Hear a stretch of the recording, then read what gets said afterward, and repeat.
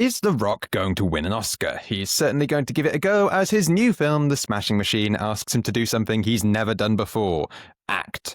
But will this be the role Dwayne Johnson finally needs to break into the mainstream? And what's with all the fighting sport films all of a sudden? Here to discuss these questions and more is Film Stories magazine editor Ryan Lambie. Hello. And I'm James Harvey. You don't need to know who I am. So, Ryan, we've both seen The Smashing Machine. Did you enjoy The Machine?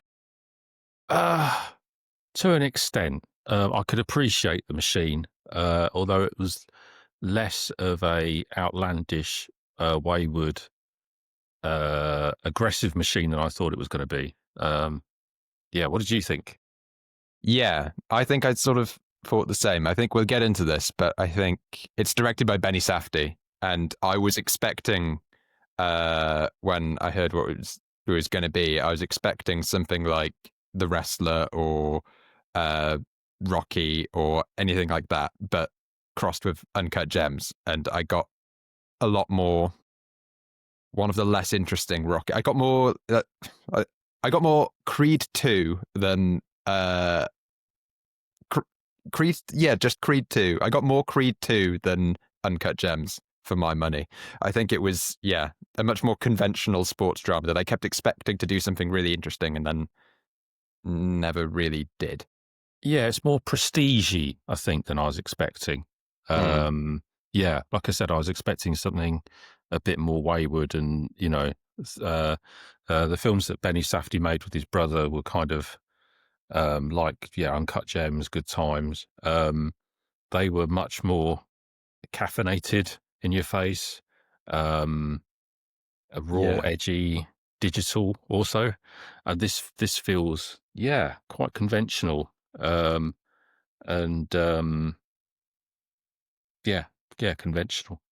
I don't know what else to say about it. No, I think you're right. I mean, it's the sort of thing where over the course of the film, Wayne, we're on first name terms, gets addicted. Well, he is addicted to painkillers, but it is sort of a very lean addiction. That sounds very odd to say, but there's not really many moments of it. Just sort of, you see him injecting stuff into him, but it's all very sort of tidy and neat and clean, and then he just sort of sits on the sofa zoned out for a bit. It's not really. I think when you're looking at a film directed by the director of Uncut Gems or Good Time, I think you'd almost expect something a bit more wacky, like a bit more I don't know, go like something really showing the ugly side of addiction in that sort of way. Instead, it was a very Hollywood sort of say don't tell kind of thing. I think there's a point to be made that this is, because this is maybe being cynical. It does feel like this is the entire point of this film is to give The Rock an Oscar campaign. And it feels like the most blatant Oscar bait movie I remember seeing in quite a few years, because I think people throw that term around a lot, but I think here really it feels so down the middle and so sort of sensible, but I mean very competently well made. It's nicely shot. It's got this real sort of physical heft to it. The fight scenes I think are quite well done. I wasn't massively taken by the fight scenes either, but I think maybe we should rewind a little bit. So just to recap for anyone that's watching that hasn't seen it. So this is the story of Mark Kerr, former wrestler who in the 90s, when UFC was still a relatively new sport and quite a controversial sport, which brought together different disciplines of fighting, he joined and became a star in that very quickly. And he earned this nickname, the Smashing Machine, because of his aggressive fighting style.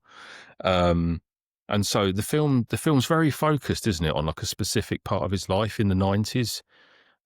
So from his first fight in UFC, and then into the late 90s, where he started fighting in a Japanese tournament called Pride, which is where he loses his first fight, and losing that first fight basically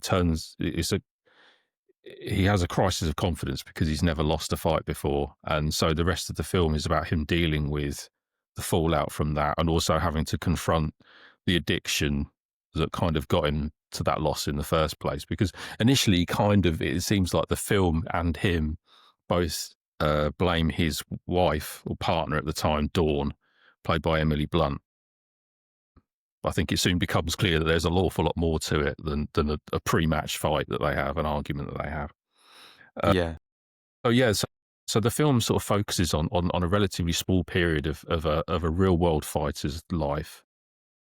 It's based on a 2003 documentary directed by John Himes of the same name, The Smashing Machine, something much longer.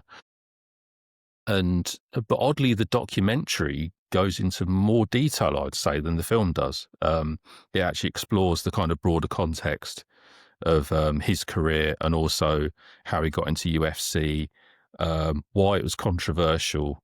Like in the film, the controversy about UFC is kind of dealt with very quickly. The scene where Dwayne Johnson's Mark Kerr is in a doctor's waiting room, and he talks to a lady, and he explains to her what UFC is, and she says, "Oh yeah, that sounds, I know about that. That's awful." That's taken from the documentary, and a few bits and pieces from the film are. It's the Benny Safdie, who wrote and directed, sort of leans quite heavily on the documentary and some of the sort of the scenes in it. But other than that's one of my beasts with the film, actually, is that it's much longer than the documentary. The documentary is probably about 70 minutes long, and this is over 2 hours long, 2 hours 10 maybe. And to me, I think it might be slightly under 2 hours, but I could be wrong. Yeah. It's around the 2 hour mark. 40 minutes late, so yeah, I lost the sense of time. You'll get to that. I've had a look. You are right. It is 2 hours and 3 minutes. So there you go. Yeah, shade over. Yeah. But yeah, it felt less. It felt like it exposed less to me about Mark Kerr and who he was or is, because he's still alive, as we see at the end of the film, than the documentary did. But yeah, I've rambled. Yeah, no, I think I agree. I mean, I haven't seen the documentary, and I think I got to the end of the film thinking, well, because he starts out as this really violent fighter who is also, he's secretly a really nice guy. Like, you see him in during his first fight, he's just been, the guy's been on the floor and he's been repeatedly kneeing him in the head until he passes out, and you go, oh God, this is a bit much. But then you see him asking the referee, oh, is he all right? And you go, oh, okay, this is a stretch for big, muscly, family, nice guy Dwayne "The Rock" Johnson to play. And then by the end, it's not really clear what's changed. I mean, he basically goes from being really good at fighting, but he's a really nice guy, to being really good at fighting, but not invincible. I guess maybe he kind of conquers his addiction. But yeah, like you said before,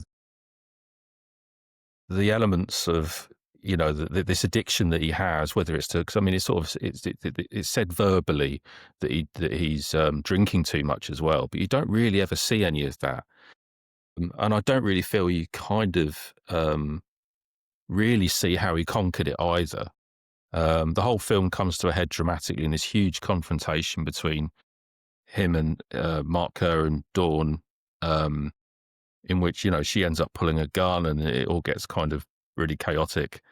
And that's kind of like the dramatic zenith of the film in a way. But then it's kind of like, I never really felt like I understood the dynamic of their relationship. Like, what was it like? Because they obviously clashed in a lot of ways. Their personalities clashed, and they fought a lot. But like, what was it that kept them together? And like, yeah, this whole thing about, sure, okay, Mark Kerr, he's an absolute monster in the ring, and then a really gentle guy outside it. But there are hints that he isn't. Like, there's a darkness under all that niceness, that it's like wallpaper for something. Like, there's I think you mentioned it, there's the scene where, he has a big fight with Dawn earlier on, and he just rips a door apart in the kitchen. It's just, it's made out of balsa wood or something, just tears it apart. So, he's not totally got a handle on his temper outside the ring. And yet there's the scene where, the guy that he loses to, the fight, the pivotal fight where, he has a Tom Cruise style crisis of confidence.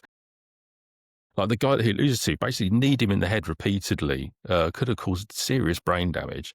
And yet afterwards, have a meeting and everything, and he just puts his arm around him, has a photo opportunity. And it's kind of like, that's really interesting. Like most people would be, at least show some kind of animosity to someone. Yeah. Because he thought that he basically cheated and that the ref should have stepped in. Like the fight was eventually kind of disallowed, or whatever the word is called, no contest.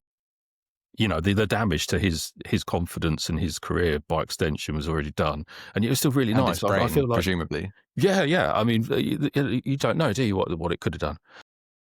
It just felt to me like beyond the absolute surface level of these are the two sides to his personality. It didn't really dig any deeper than that.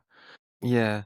Whether that's, I don't either. I think that's partly Dwayne Johnson's acting, because I mean he's good in it. It's a good performance. The prosthetics, for the most part, I don't know what you thought, but considering how badly wrong it could have gone, if you think about what's the Bradley Cooper film that he made? Is it Maestro? Maestro. Yeah. It's infinitely better than the quality of the makeup in that. Yeah. Although I actually really liked Maestro, but then I think I am the only one. But yeah, enough of that. We're not. but you know what I mean? Like yeah. There's always a risk when you have these kind of like prosthetic reliant performances, and I think it pulls it off surprisingly. I mean, I'd love to know what the practicalities are of staging like a fight scene when you've got somebody with rubber or whatever they use now, silicone, I suppose now, all over their face. Like if he'd have been punched too hard, would his nose and his chin flown off? Like, were there scenes where they had to digitally kind of like remove a bit of skin that was flapping around because it had come loose? I mean, I do wonder how. I mean, that could be something they just do with visual effects. Maybe they don't. Maybe the prosthetics that he's wearing for the fight scenes are less sort of. Yeah, maybe it is digital. They've got just like different sets of prosthetics that they use. Yeah. But yeah, I think I agree. There were times at the film, but I can't. I didn't hate the film by any means. I think it's perfectly fine and solid, really. There were times I think I thought it was going to do something a bit more interesting, because I think, as you were saying about he has got this dark side to him, I kept sort of expecting at some point that dark side is going to reveal itself a bit more, because I think there is something really genuinely interesting about a man who is, for all intents and purposes, a really nice guy.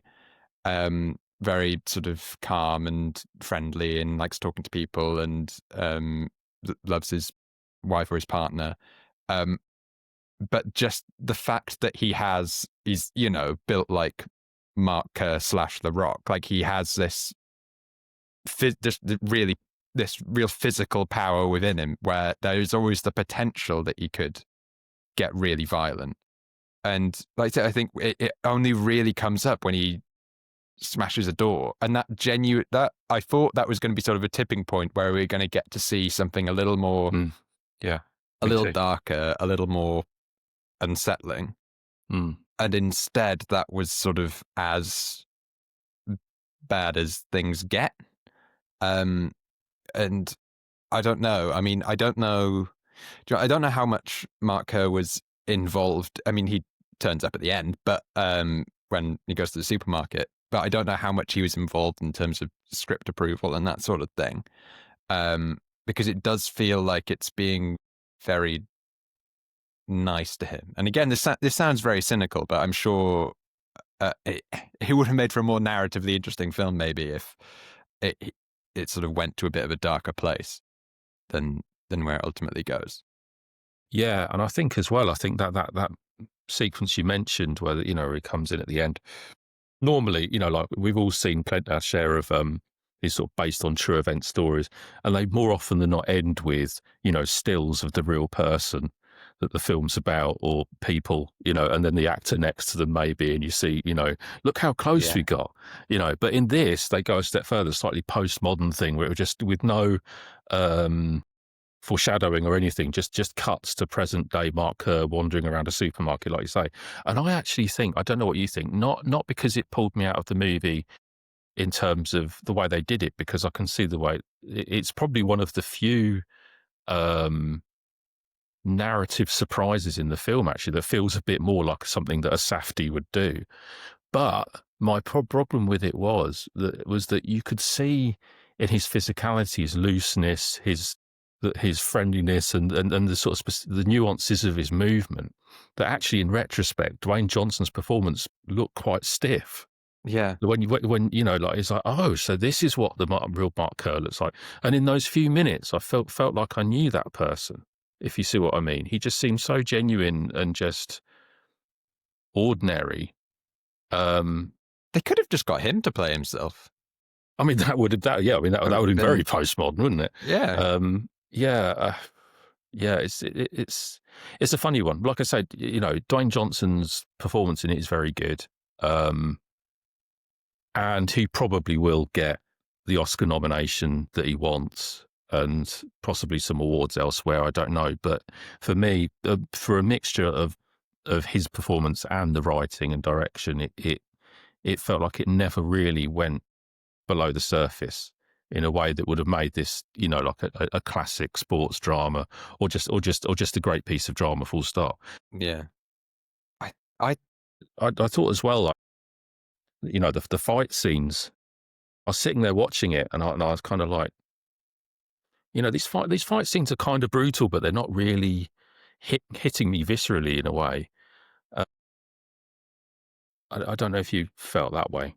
Yeah, I think it's sort of it's an odd arc that they're going for, because I think at the start, because there's quite a lot of fight scenes, I think, even for, by the standard of your usual sports fighty. I don't know what the genre is for sort of boxing plus MMA plus UFC plus wrestling, etc. But even by that sort of standard of the film, I feel like there were probably more fights than we may be used to. I think the odd thing they've got is that the sport becomes slightly less brutal as it goes along, because it gets more regulated and things. So, I mean, there's a scene when they're in Japan, and it's quite a good joke, actually. The officiator is announcing the new band moves, and it's like, you can't knee people in the head, you can't gouge out their eyes. And then someone's agent in the audience asks a question and says, what about if they're on the ground and you start kicking them in the head? And she's like, oh, that's fine, you could do that. But it goes, I think, because the first fight was the one that I think I found the most effective, because it is this sort of shocking, oh, they're allowed to do this to each other sort of thing, especially with someone that doesn't watch any UFC, MMA, that sort of any of that. I thought that was like quite shocking in how brutal it was. And then because as we get further into the future, the things get sort of more gentle, I think it loses a lot of its impact. Maybe. Yeah, I think it's partly to do with the direction, because number one, I think that first fight, interestingly, I found footage of the real fight. I forget who Mark Kerr's fighting there, and it is horrific. If you think he looks rough in the film, the real life version, his opponent basically ended up with his forehead torn open. It was really ugly and messy. Yeah. And I wonder whether they kind of deliberately kind of toned that down a little bit, because it's the first fight. You've just met the character, and they didn't want to make him look too animalistic right off the bat, maybe. Yeah. But also, I think it's to do with shot choices, and because I noticed that a lot, especially the later fights, the camera is either sort of above the ring looking down, or outside the ring and looking through the ropes. Whereas, you think about something like Creed, the first Creed, as glossy and as crowd-pleasing as that film is, Ryan Coogler literally gets right in the ring, and right up with the fighters, and you feel like you're kind of there with them. It feels a lot more immediate. And nor does it have I get that Benny Safdie doesn't necessarily want to make something that is as sort of nakedly crowd pleasing as a Rocky or a Creed, or maybe even like The Fighter, which I think is a better film than this. But anyway, but if you look at something like Raging Bull, like in terms of artistry and brutality, you don't get much more artistic or brutal than that movie. Like the fight scenes in that film are just absolutely gut wrenching. But they also look absolutely beautiful, not just because it's in black and white. So yeah, it's he's co-cinematographer on this film, Benny Safdie, with, I forget the name of the cinematographer. Hang on, I'm gonna have to look it up so I don't insult him. Maceo Bishop. And I sort of feel like they once had this sort of like grainy kind of period feel to it, but it kind of, a lot of it just sort of felt like a kind of coffee table book. It almost kind of, I know what you mean. That kind of sepia, it's almost too classy. Yeah, a little too nostalgic, maybe. Yeah, sort of, that's the word. Yeah, nostalgic is a good word for it. Yeah, I mean, it felt, again, it's hard to sort of divorce it from the context of they're clearly having this big awards push for it. And it's hard to take it, because it looked grainy and it looked sort of documentary style in places, but it did feel very conventional in that way that makes you think, oh, we're doing an artsy movie, so we're gonna do everything like this, rather than we want to do what's best for the story, or we've got a really clear visual style in our mind that we're gonna sort of try and represent. But the thing I wanted to mention as well, because I think we touched on The Rock's performance, and I think I might be a bit more down on it than you potentially. I think performance is honestly the right word, because I think in general, and this is going to sound very harsh, I think The Rock is a very good performer. I don't think he's ever had to act before, and I don't think he's really done much acting in this either. I got the impression that he is very good at believably delivering lines, which I suppose is a lot of what acting is. But I never saw anything in here that was him doing anything different to what he's done 100 times before. I mean, the character of Mark Kerr as he plays him is, I mean, as you were saying, his physicality is basically just how The Rock is anyway. And his narrative arc is basically what's happened to The Rock over the last couple of years. After there was what did you call it when we were talking earlier? It was Trucker's Cidergate. Trucker's Cidergate. Yes, after Trucker's Cidergate, where for anyone that isn't aware, the Wrap published an article on during the production of Red One. It is Red One. Yep, Red One. They're not Red Notice. It's the Netflix one. His Christmas film where he was alleged to be very late and peeing in bottles. The Rock later posted an Instagram video where he admitted to peeing in bottles. But he stringently denied being late, or being that late. He was, as we said, 40 minutes late to both of our screenings when he came to introduce them. But we could say with no comment. But yeah, and he's also had a few box office flops like Black Adam and Red One, come to think of it, where he was previously this sort of indestructible box office King of Fast and Furious, and what was it, Rampage, the one with the big gorilla? Yeah, adapted from the Atari video game. Yeah. And all that sort of thing, where he kept making multiple billion dollar films. Very, very big popcorn-y blockbuster films. He did very well. And was it Skyscraper where he killed Kylie Minogue? I don't know if I've seen Skyscraper, but surprise death of Kylie Minogue. Eek. Yeah, she fell out of a building. Oh no, poor Kylie. Oh, I thought I hadn't seen her in a while. That's why, yeah.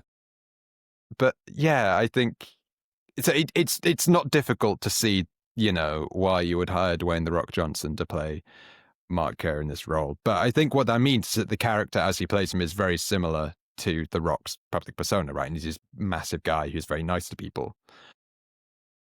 And so I don't think it felt like much of a stretch. I felt like what was happening that was different was he was wearing facial prosthetics and he's twice asked to cry. And I think I'm sorry, Dwayne. I think it's quite telling that both times he immediately puts his face in whatever is closest to hand. It's either like the duvet of his hospital bed or just his hand, so you can never see his face. And well, is this because you don't know how to cry on camera? Because in his defense, he's literally never had to do that before. And he's been in the business for 20, 25 years, whatever it is. And he's never played a character that would ever have cried. I think it's probably in his contract. But yeah, I don't think he really stretches himself or the audience's disbelief a bit. No, I think that's probably about right. I think he was good in Southland Tales. That was one of his earlier kind of acting gigs, actually, post wrestling acting gigs. Was he was in Southland Tales, which was Richard Kelly's follow up film to Donnie Darko, which got absolutely savaged by critics. But I always quite liked it. It's a really odd film, and he's really oddly cast as this kind of permanently anxious, on edge actor in a kind of near apocalypse, near future America. He's actually trying to act in that. Yeah. But yeah, I think for the last sort of 20 years or so, we've seen Dwayne Johnson, the star. Because what we've just said about Dwayne Johnson, about him, not really stretching himself and just sort of playing this kind of tough guy persona. It's not really a massively different from, a lot of other Hollywood stars. I mean, Ryan Reynolds hasn't really acted, even though he has chosen not to really act very much for years. Yeah. So you basically pay Ryan Reynolds a certain amount of money, and he'll turn up and be Ryan Reynolds for you for a few weeks. He'll turn up and be Deadpool for you. I think, Deadpool really, that there is the before Deadpool Ryan Reynolds and the after Deadpool Ryan Reynolds, really. Yeah, whereas if you watch something like Buried, which was a little thriller he made in 2010, I think, he actually does some proper acting in that. He's buried in a coffin and it's just him and the camera, and he has to put a proper shift in, and he's great in it. But yeah, I mean, it's interesting, because in terms of acting and everything, because I think apart from Dwayne Johnson and Emily Blunt, everyone else in the film, I think they're all kind of non-actors. They're all kind of athletes. They're all fighters themselves. Like Ryan Bader is Ryan Bader. His kind of trainer and fellow fighter you see in the film. He's got quite a prominent role in it. He's a UFC fighter, MMA fighter. So it's kind of there's an interesting sort of texture to the film.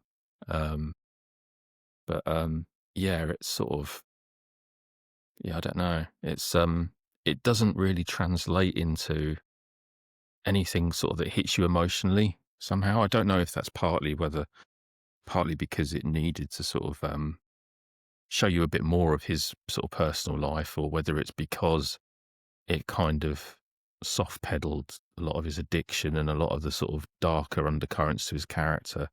It almost felt like, every time it sort of threatened to sort of get close to something that might have been truthful, it kind of pulled back again. Everything about the film seems to hold your arm's length a little bit, even like the music. It's got this kind of woozy, smoky kind of jazz inflected soundtrack. Yeah, I really enjoyed the music. It just feels like a film that I was enjoying a lot more at the start, and then it ended up feeling a bit one note. But I was really enjoying the music at the start because I thought it felt sort of, and there's a bit of theremin in there, I think. And I felt, I believe that. And I thought, well, this feels like a interesting choice for a big UFC movie, but then I think it felt like it just sort of faded away or faded into the background and just never really went anywhere with it. Yeah, it didn't really change all that much. and for all that kind of A24, sort of slight art house feel to the film, it is still a surprisingly conventional, like, sports drama. The film I sort of thought of from time to time because of this whole notion of him having this crisis of not knowing what to do after he's lost, just reminded me of Rocky 3. Because that's a big part of that is about a fighter who's kind of got to a stage of his career where he's not young anymore. He's gotten complacent, and then he comes up against this younger, sort of hungrier fighter. And yeah, it's and certainly in terms of like MMA films, I'd say that I don't know if you ever saw Warrior. It's like a No, I haven't. 2011. Yeah, that's Tom Hardy, Joel Edgerton. Gavin O'Connor directed it. I think he wrote it as well. But that's all totally fictional, but it's set within the world of mixed martial arts, and that's got a real kind of grit and kind of edge to it that I thought this would have and didn't. Yeah, so yeah, it's interesting. I'll be interested to see how this does with audience, with a wider audience, because it's got a big star in it. It's got two big stars in it. It's got Emily Blunt and Dwayne Johnson. It's about a sport which now, compared to when this is set, UFC's huge. It's got a lot of fans, but at the same time, it isn't, like we said, it's not a Rocky or a, it's not been made as like this big crowd pleasing mainstream sports movie. So it'd be interesting to see what the response is like to it.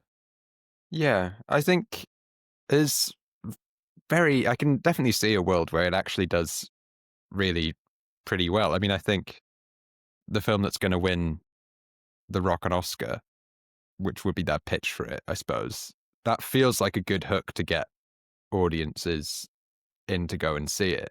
And I think The Rock does have enough fans, and I think UFC has enough fans. I mean, I think we saw it with F1 earlier this year, weirdly, where if you just take a sport that is massive and then but slightly underrepresented in cinema, which feels like an odd thing to say because we're having a real glut of fighty, punchy sport movies at the moment. But I mean, equally, we'd had a fair few F1 films before. They tended to be sort of historical things, and often like F2 and F3. I mean, there was like Ford v Ferrari and Grand Prix, Le Mans. Yeah, what was the Ron Howard one as well? Rush? Yeah. Rush. All that sort of thing. But I think F1 proved that if you take, big film star Brad Pitt and combine it with this really popular sport, you can get people to come to the cinema. And I think the way that A24 are pitching the Smashing Machine means that it could very much do some big numbers if things go the right way. I think The Rock is almost he feels like a dead cert for a general awards nom. I think if he doesn't get any of Oscar, Golden Globe, or BAFTA nominations, or probably SAG as well, the Screen Actors Guild, I'd be very surprised at this stage, just because his campaign at the moment has focused on no one's ever this is what happens when you let people escape from their pigeonhole and let people try, and sort of pitching himself as an underdog, which is a wild thing for The Rock to attempt to do, but because he's been pitching himself as that, and it's got all of the classic Academy stuff. It's got prosthetics. It's got someone crying. It's got stunts. It just feels tailor-made to win him something. And yeah, because I'm terrible on I always get muddled up with my Oscar wins versus nominations, but didn't Mickey Rourke get a win for The Wrestler? I want did he to win? say yes. I think he did. But I can't. I'm going to fact myself live on air. Yeah, best actor. Win. Yeah, and Marissa Yeah. Tomei won best supporting actress as well. I mean, I didn't love The Wrestler, but I still think The Wrestler was a more interesting film than this was. Yeah. I think I definitely agree with that. But yeah, I mean, it's where would we place it then? I suppose in terms of, because we have had this sort of resurgence of this sort of film. I mean, is it last year's Oscars, the year before? The Iron Claw was doing very yeah, well. that's a good Family of comparison Wrestler. point, because I think the thing about the Iron Claw was that the drama in that hit home to me much more. I guess you could say that the rest. Sorry, I guess you could say that the Iron Claw was more of a conventional weepy in a sense, the Hollywood weepy, because it was very much about the emotion and about men that can't express what were taught not to express themselves. Finally, breaking through that flipping wall. But I thought that was more successful as a drama. And then there's other films that you could list that were more successful as films about fighting. Like Warrior I mentioned, and Raging Bull. Well, Raging Bull is both. Raging Bull is a terrific drama and a brutal film about boxing. Don't know. What do you reckon? Yeah, I mean, Iron Claw is interesting because I think Iron Claw, in the first place, is a much more difficult. On the surface, the Iron Claw is a more difficult film to make as well, because the sporting element of it, because it's about wrestling, so it's all fake. Sorry to Santa Clausify all the listeners, but it's because the narrative. I think because the narrative in that was less clear cut, maybe it gave them a bit more scope to, well, we've got to fill this with something. So they really honed in on the sort of dynamics between all the different characters, and that made something less conventional feel sort of accomplish more what it was trying to do, if that makes any sense.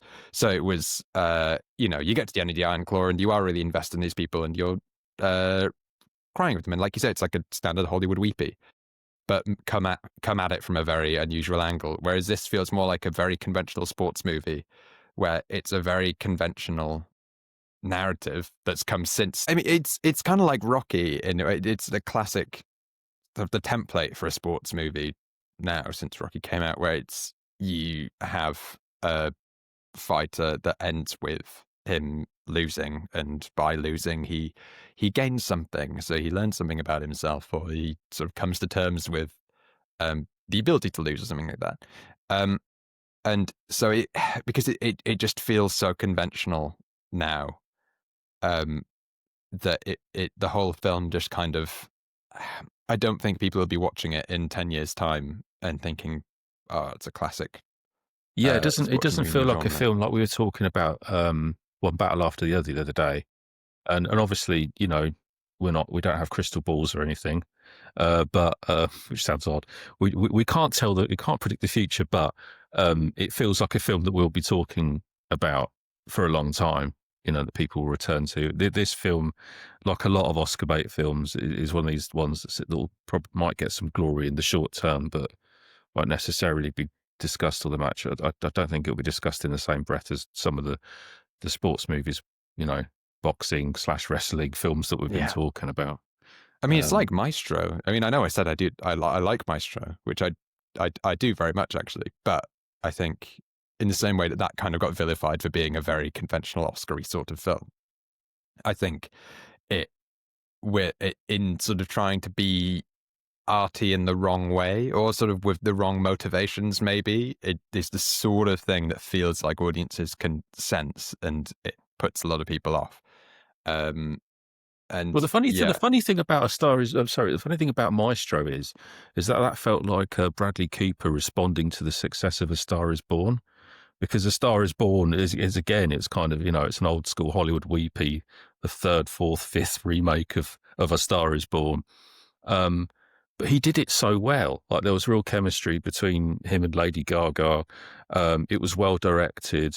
The emotional punches landed, and then it felt like after that, it's like, right, I'm going to make a proper grown up movie now that's not, nakedly manipulative and crowd pleasing. And yet it didn't really come off in the same way. And I sort of feel like that applies to, in an odd sort of way, that applies to the Smashing Machine, is that Benny Safdie didn't want to make something. He wanted to have his cake and eat it. He wanted to make a vehicle for Dwayne Johnson to win an Oscar, and he wanted to make a film about something that he's clearly interested in, because why else would you devote years of your life to writing and directing it? But he didn't want to totally make something that was mainstream either, if you see what I mean. That might just be me being cynical, but that's sort of, it feels like the work of a filmmaker kicking against the grain slightly of what he's making. Yeah. Like I almost wish, I mean, I love art house films and I wish he'd either made something extremely left field, which is what I was expecting. I was expecting something that was going to have an edge to it, that would be maybe whether it was shot out of sequence or just all shot with handheld cameras quite aggressively, or it ends with The Rock tearing someone in half with his hands or something. Yeah, or anything. Just a bit of verve, creative verve to it. I wish he'd either done that or just done the most, mainstream, crowd pleasing, glossy sports drama you could get. I think, like a Rocky IV.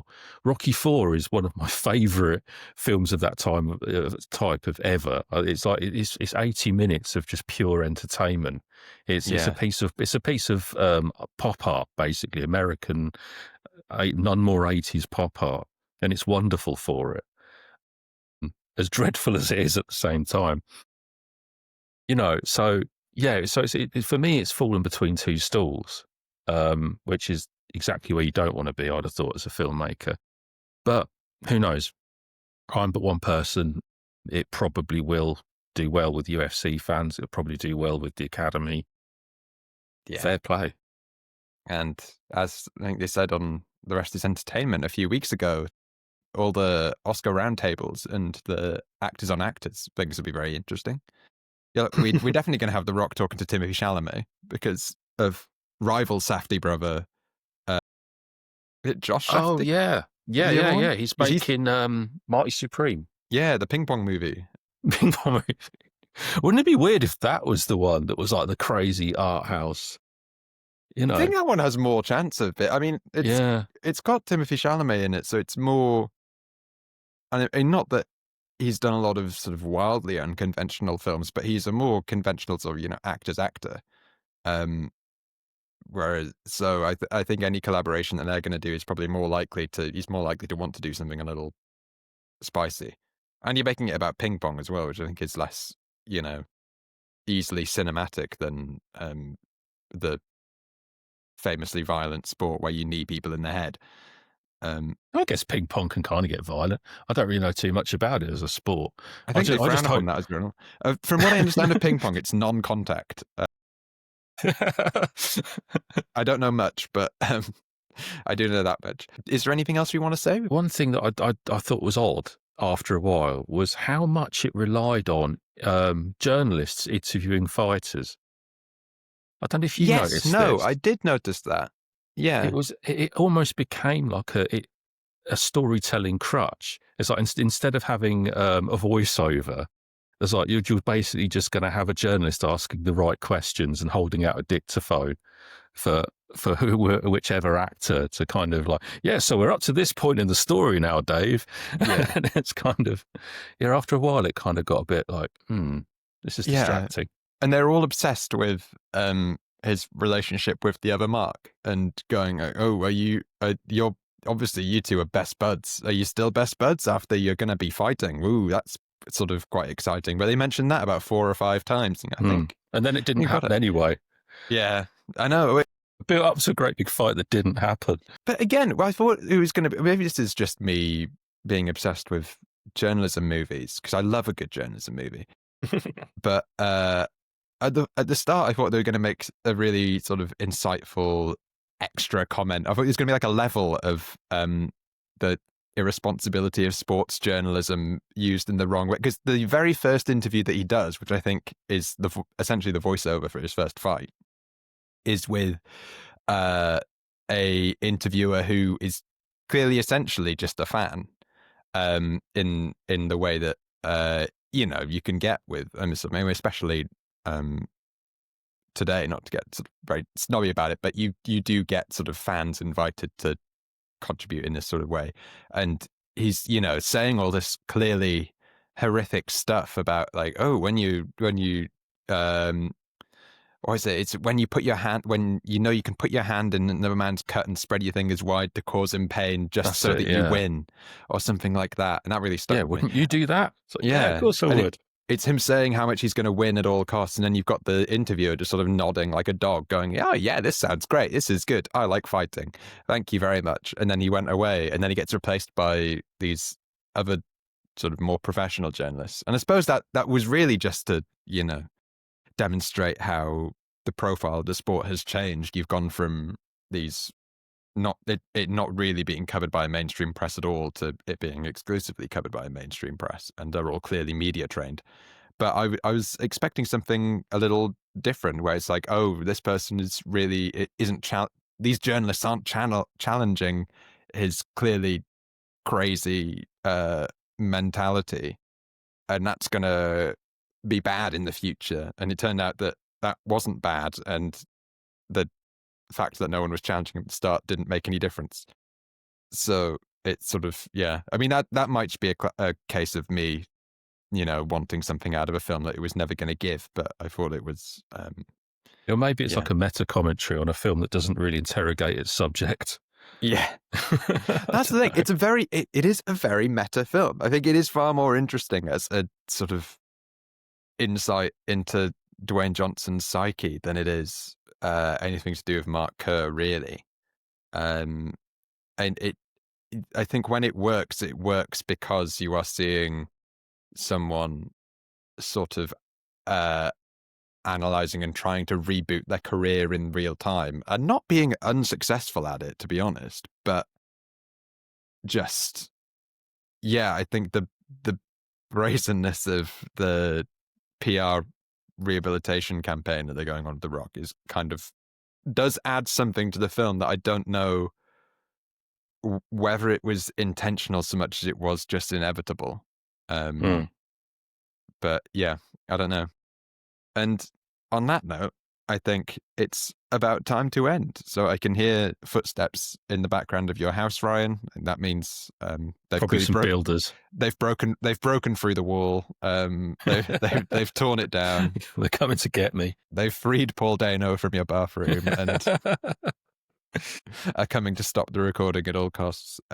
So that's everything for now from Film Stories. If you want to find out more about films and their stories and geek them and all that sort of thing, head to filmstories.co.uk. We've got regular film news, reviews, interviews, all that sort of good stuff. We've also got a quarterly film magazine, Film Stories magazine, of which Ryan is the editor. We've just put our latest issue on sale. Ryan, do you want to say a little bit about what's in the new issue? All sorts of stuff. Derek Sion France on The Roofman, which you've seen, I believe, and Edgar Wright on The Running Man, and Irvin Welsh on his new documentary. There's a massive section on Krull.